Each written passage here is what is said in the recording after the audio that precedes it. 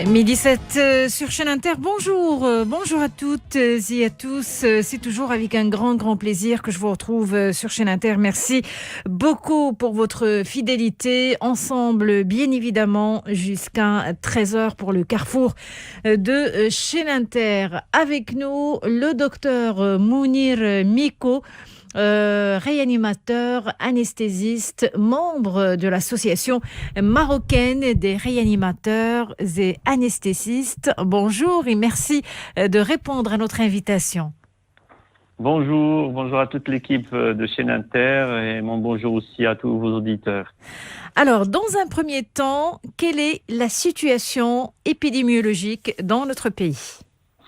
Donc encore, alhamdoulilah, pour cette période-là, la situation épidémiologique reste stable. On est dans une incidence qui reste basse pour le Covid-19 et la situation plutôt elle est bonne, espérant que tout ça reste stable de la même manière. Alors, une situation donc rassurante et maîtrisée. Maîtrisée, donc voilà. Et qu'en est-il de l'opération vaccination, docteur Mounir Miko ? Alors l'opération vaccination, heureusement, ça se passe bien. D'ailleurs, on a créé beaucoup de jaloux autour de nous dans des pays, que ce soit en Europe ou en Afrique. Ça se passe plutôt bien, malgré qu'on va avoir prochainement une crise en matière de disponibilité de vaccins, d'approvisionnement, vu que le vaccin AstraZeneca va être de distribution limitée aussi ici au Maroc et ailleurs, vu que ce qui se passe en Inde, il y a une pression très importante dans le marché indien qui essaye puisqu'ils sont 1 milliard à peu près ou plus de personnes, ils ont besoin de livrer l'AstraZeneca en Inde. Donc la livraison en dehors de l'Inde va être limitée et de ce fait on va avoir un problème de livraison ici au Maroc. Les Chinois ne suivent pas en matière de vaccins de Sinopharm. Ils donnent pas les doses, ou plutôt le nombre de doses qu'il fallait donner. Donc maintenant le pays est en train d'essayer d'avoir d'autres sources, on va dire. Entre autres, oui, exactement. Entre autres, le vaccin de Sputnik qui vient de la Russie et aussi de Johnson & Johnson qui vient des États-Unis. D'accord. Alors, vous évoquiez à l'instant le vaccin AstraZeneca. Alors, des décisions sont prises justement par plusieurs États depuis quelques jours de suspendre le recours au vaccin AstraZeneca. Des décisions donc liées à des cas de thrombose chez des individus. Il y a des doutes en fait. Comment on parvient justement à les enlever, ces doutes, docteur Mounir Miko ?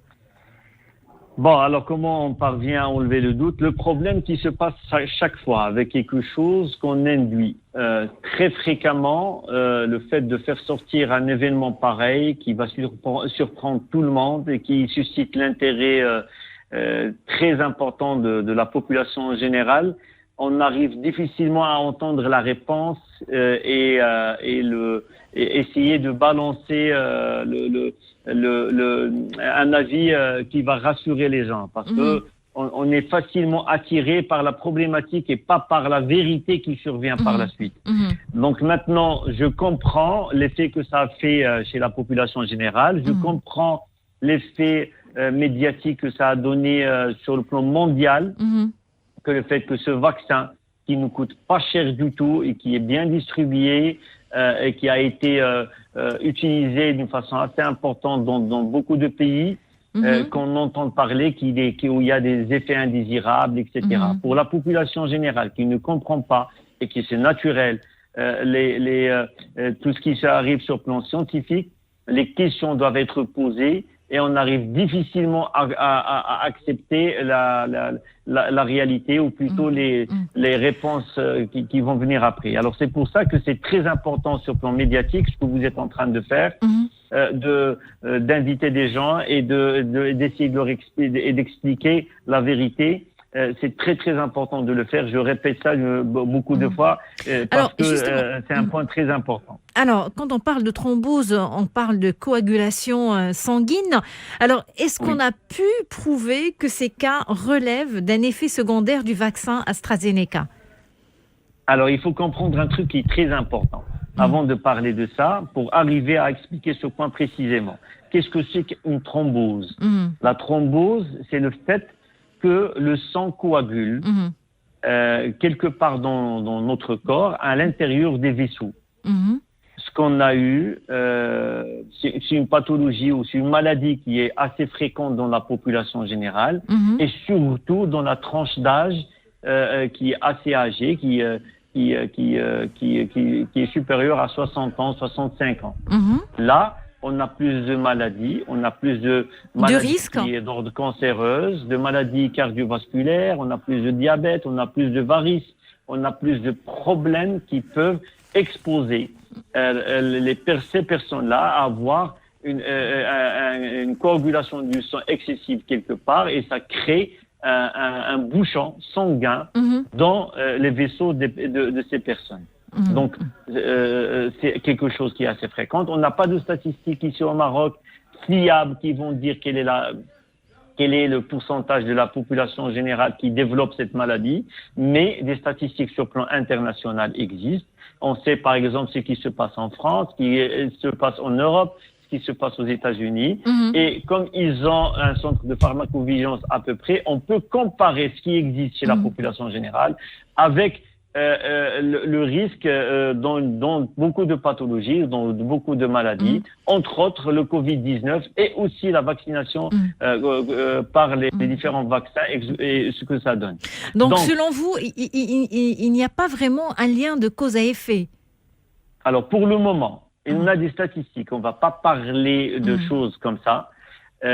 Si vous vous rappelez, avec des interviews avec moi auparavant, on avait parlé lors de l'introduction de ces vaccins, on avait dit qu'il fallait attendre que les études, quand on les fait dans la première, deuxième et troisième phase de l'introduction de n'importe quel médicament au vaccin, on attend à avoir des effets indésirables qui sont limités. Mais quand on va introduire le vaccin chez la population générale, à ce moment-là, des rares cas peuvent arriver. Et quand on parle de rares cas, ça veut dire quand il y a un événement qui arrive supérieur à 1 sur 100 000 cas de personnes qui ont été vaccinées.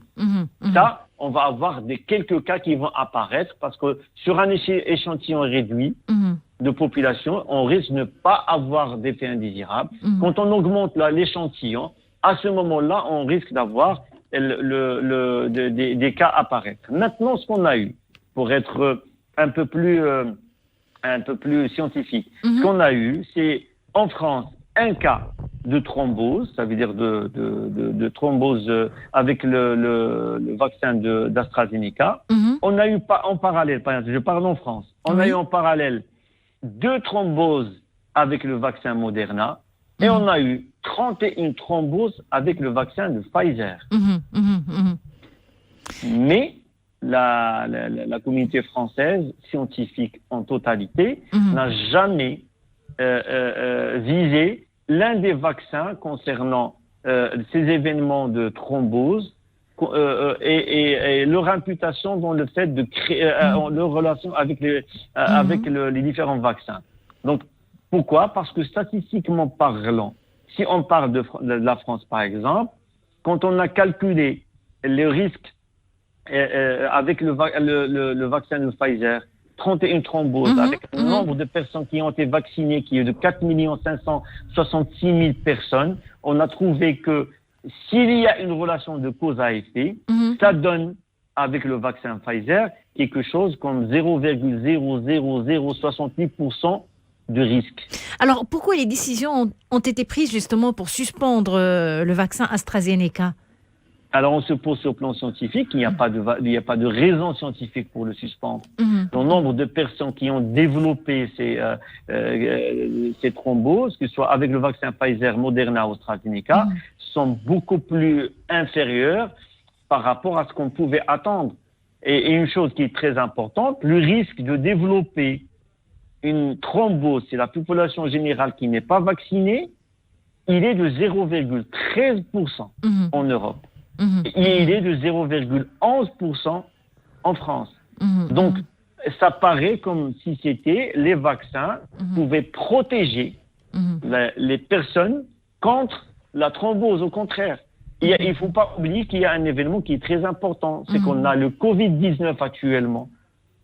Et par définition, sur plan physiologique et physiopathologique, le Covid-19 lui-même, il donne des événements de thrombose et d'embolie dans notre corps, avec une incidence qui est très élevée et une mortalité de 1 à 2%. Donc maintenant, si on a, sur le plan bénéfice-risque, il y a un équilibre qu'on doit faire entre les deux, entre l'intérêt de garder ce vaccin et de le suspendre.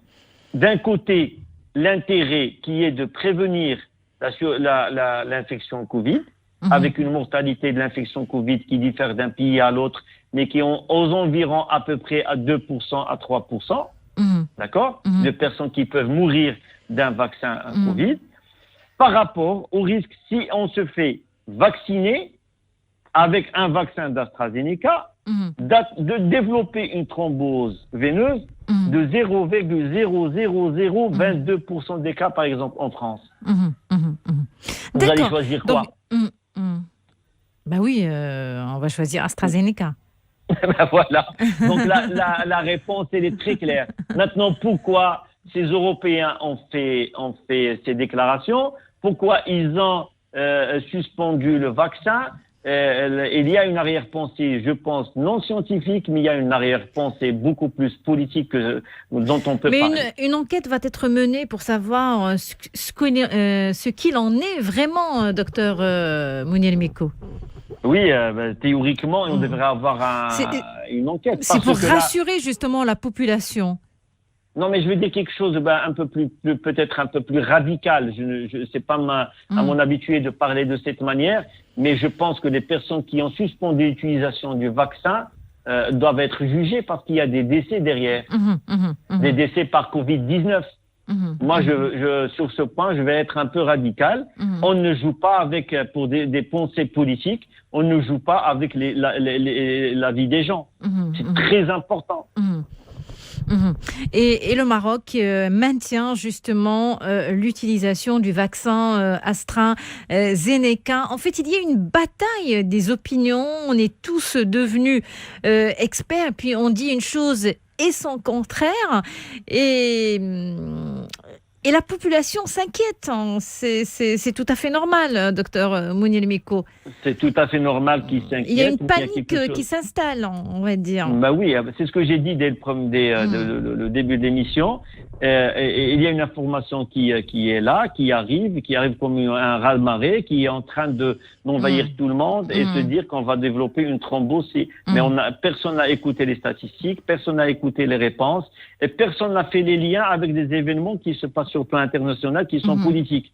Rappelez-vous, le vaccin d'AstraZeneca, c'est pas la première fois dont on en parle. Et rappelez-vous qu'il y avait l'histoire des plus de 65 ans et où l'Union européenne, certaines autorités de santé à l'intérieur de différents pays de l'Union européenne avaient décidé de ne pas donner le vaccin par précaution, ils ont dit, aux personnes qui ont plus de 65 ans. Vous vous rappelez de ça ou non? Et puis, on avait fait oui, allez-y, docteur. Mais ça a coïncidé avec quoi? Ça a coïncidé de la même manière avec le fait que l'Union européenne était en train de négocier le Brexit et la fin de la négociation du Brexit, et où il y avait un point où il y avait un différent, c'était le dossier de pêche entre la Grande-Bretagne et l'Union européenne. Alors on a l'impression, oui, allez-y. Pour faire pression, il devait faire sortir un dossier, et c'était le dossier du vaccin AstraZeneca. Maintenant, de la même manière, actuellement, on est en train de parler du vaccin. Il y a un autre problème entre la Grande-Bretagne et l'Union européenne, qui est l'Irlande du Nord. Et la barrière douanière entre l'Irlande du Nord et la Grande-Bretagne. Ouais. Et c'est une très belle vous, coïncidence qui arrive là. c'est plutôt politique. C'est purement politique à mon avis. D'accord. Alors, on a l'impression que le vaccin est mal né et depuis le début, il traîne avec lui des débats. Il est victime de ces difficultés, des difficultés de production, d'approvisionnement. Docteur Mounir Miko. Le vaccin, où il y a des difficultés d'approvisionnement, c'est tous les vaccins sur le plan international. Ça ne concerne pas uniquement celui d'AstraZeneca, mais l'intérêt de ce vaccin-là d'AstraZeneca est comme celui du vaccin chinois et comme celui aussi du Sputnik, c'est qu'il y a une logistique qui est très légère. On n'a pas besoin d'une réfrigération de moins 70 degrés. C'est important. Deuxième truc qui est très, très, très, très important, c'est que c'est un vaccin qui coûte pas cher. Donc moins cher, facile à utiliser et avec une efficacité très importante. Qui est subventionné par l'OMS et qui est subventionné par le programme COVAX et qui coûte quelque chose comme $3 pour la vaccination, alors que les autres vaccins de Pfizer et de Moderna, ils coûtent quelque chose comme 30 ou $33 pour la vaccination. Donc, on va casser un vaccin qui est disponible plus que les autres vaccins, qui est pas cher et dont les effets et qui est plutôt rassurant, dont la logistique à gérer elle est beaucoup plus facile et qui est donné par préférence aux pays qui sont en voie de développement. Et qu'est-ce qu'on veut? Bien évidemment, quand on a une crise politique en Europe et quand on veut être réélu dans le prochain quinquennat en France, par exemple, et on va se plaindre et qu'on a des difficultés à être approvisionné par les différents laboratoires et donc il faut trouver un victime, plutôt un responsable. Il faut trouver un responsable pour redorer le blason. Regardez maintenant, c'est devenu un enjeu majeur sur le plan politique. Regardez ce qui s'est passé, ce qui se passe en Israël actuellement. Netanyahou est en train de faire une campagne politique pour sa réélection actuelle qui vient se passer grâce au vaccin. Il est en train de redorer son blason grâce au vaccin. Donc, mais ils ont réussi quand même l'opération vaccination, Dr Mounir. Exactement, c'est parce qu'ils ont réussi c'est devenu un outil, cette vaccination, un outil de propagande politique ou de contre-propagande politique. Alors, et ça, c'est important à comprendre. Voilà, revenons justement au vaccin AstraZeneca qui suscite une polémique en ce moment. Comment établir la confiance en ce vaccin, puis à qui incombe justement la responsabilité d'établir cette confiance? La confiance, elle doit être plutôt guidée par les scientifiques, par les centres de pharmacovigilance, par les sociétés savantes. C'est eux qui vont dire. Ce qui est catastrophique, et vous nous voyez changer de temps dans cette émission, et encore une fois parler de quelque chose pour dire que c'est encore une fois politique. Regardez ce qui s'est passé en France il y a en début de semaine, la semaine dernière plutôt. Il y a Jean Castex, le Premier ministre, qui dit et qui rassure comme quoi on ne va pas suspendre le vaccin d'AstraZeneca et que les pharmaciens peuvent continuer à l'utiliser, à vacciner la population générale. Le soir même, il y a le président français, sans parler avec quiconque, qui va dire, puisque l'Allemagne a suspendu l'utilisation, elle a eu peur, et il a dit on suspend AstraZeneca. On n'a pas entendu les sociétés savantes françaises et la haute autorité de santé, son avis. Qu'est-ce qu'il dit? Si on a entendu, par exemple, la Société française de médecine vasculaire, qui aurait pu avoir un avis différent, elle a dit non, on ne suspend pas ce vaccin parce que l'incidence des thromboses chez la population générale reste beaucoup plus élevée que chez cette population qui est population vaccinée. Donc, il n'y a pas lieu à arrêter de vacciner les gens avec le vaccin AstraZeneca. Ces gens-là, ces scientifiques, on ne les a pas entendus. Donc, le rôle incombe aux scientifiques, aux comités scientifiques et aux politiques également. Exactement. Et ça ne veut pas dire que un des vaccins qu'on est en train d'utiliser, qu'il soit d'AstraZeneca ou de Pfizer ou de Moderna ou de Sinopharm ou de Sputnik ou n'importe quel autre qui va venir, qu'il ne va pas y avoir un de ces vaccins qui n'aura pas un effet indésirable qui serait fréquent. C'est pour ça qu'on est en train de dire quelque chose de scientifique. Au jour d'aujourd'hui, il n'y a aucun élément qui dit que les effets indésirables qui maintenant sont produits par ces vaccins sont importants, sont très nombreux, qui peuvent nous pousser à arrêter de vacciner les gens pour les prévenir d'une infection Covid-19 qui donne une mortalité élevée avec des événements de thrombose très élevés. D'accord. Alors, supposons, parce qu'on m'a posé la question, on m'a demandé de vous poser la question, docteur Mounir Meko. Alors, en cas justement de thrombose, supposons que le vaccin entraîne des thromboses chez certains patients. Alors, est-ce que c'est grave ? Alors maintenant, ça dépend de la gravité du thrombose. Il y a maintenant ce qu'on appelle les thromboses surales. Ça veut dire des thromboses qui peuvent arriver et survenir au niveau des mollets, dans les vaisseaux des mollets. Ça peut arriver. Cette maladie-là peut être en absence de gravité. Elle peut être traitée à domicile actuellement en France. Mais par précaution, puisque ça concerne ce sujet qui est médiatisé actuellement, de préférence, on devrait hospitaliser les personnes et lui donner un traitement qui va faire guérir la personne. D'accord ?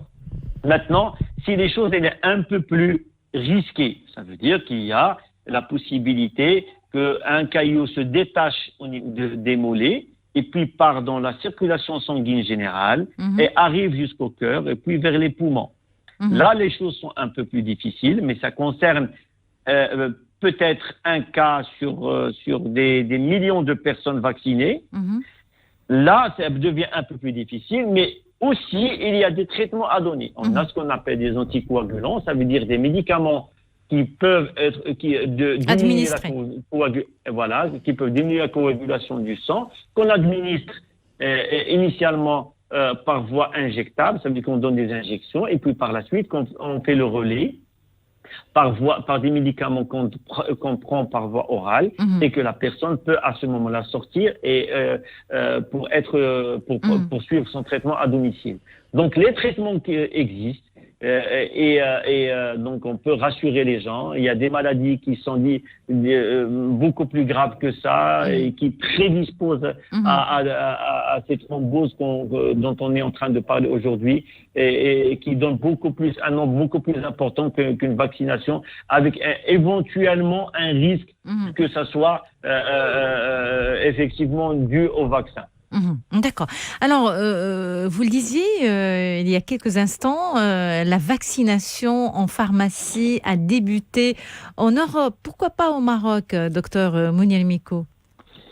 Alors, pourquoi pas au Maroc ? Je vais dire quelque chose qui est très simple. La logistique maintenant, chez nous au Maroc, on est champion en matière de vaccination. On a un système de santé et de prévention primaire des infections grâce à la vaccination qui est bien huilé depuis des décennies et qui n'avait pas inclus depuis toujours le pharmacien dans ses stratégies. Ça veut dire que notre système de santé, une des choses qu'il a parfaitement réussi, c'est la vaccination. Et c'est pour ça qu'on a retrouvé assez facilement, différemment des pays européens qui n'étaient pas prêts à faire ça.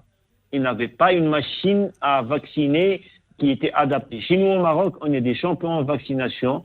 Donc le besoin pour les pharmaciens, pour le moment, n'est pas là.